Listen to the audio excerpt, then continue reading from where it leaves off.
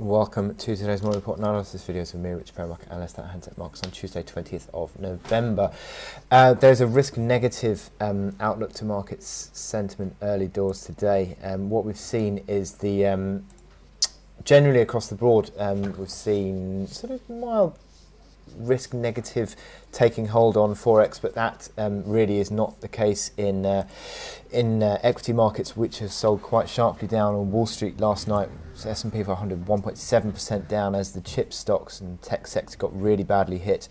Dow Jones 1.6%, and futures continue to fall away on Wall Street, 0.7% negative on the S&P 500 futures. And you can see that through the European session with FTSE and DAX all falling away. DAX is under increasing pressure actually. Analysis of that is on the website, but you can see that that is coming through increasingly now. 11,051 is the key October low for the DAX. Really big support that. Looks like it's going to be tested. In terms of FX, we've seen the dollar just mildly strengthening, I suppose you could argue, but it's more that the risk appetite is negative because you can see the yen is an outperformer, and that is coming as these safe haven plays are sort of coming into favour, really. You can see the 10-year yields falling back below 305. Now that is interesting. That was the October low, 305.70, but 305, I'm taking that as a key level, broken to the downside. I mean, on technicals, that completes a top pattern in yield, so it suggests that yields are falling away, 10-year and also the 2-year seemingly falling over as well. So this is a really key moment, I think, in these yields. It certainly seems that the dovish comments that we had from the Fed's Clarida on Friday really did hit, and subsequently yesterday we saw the housing metric, the NAHB home price index, really coming under pressure, and that really did hit sentiment as well. So interesting that we're starting to see these yields falling away. Now, how's that impacting on the dollar? Well, the dollar had been, again, falling away early on today, but rebounded a little bit as the euro has come under a little bit of selling pressure today.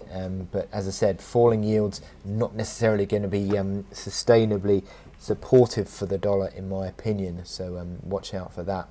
But that fall away on the S&P 500 shown here. Not below last week's low yet, 2670. 2690 being today's low, but it's still nonetheless under pressure.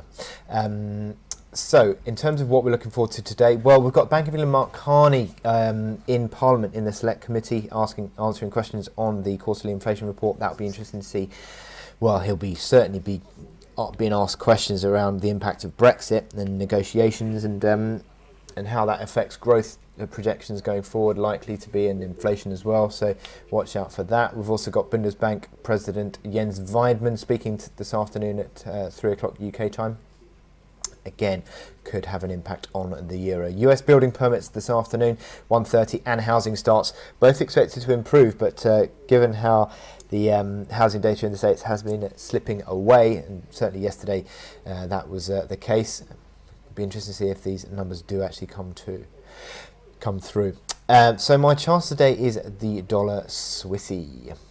Now, what we've seen in dollar Swissy, as the dollar has weakened and corrected back, again with the negative risk appetite coming through, that has really started to pull dollar Swissy lower. Two strongly bear candles in the last couple of sessions. Friday's bearish engulfing candle, again yesterday's really bearish candle, breaking through the support at 99.50, arguably completing a small top pattern.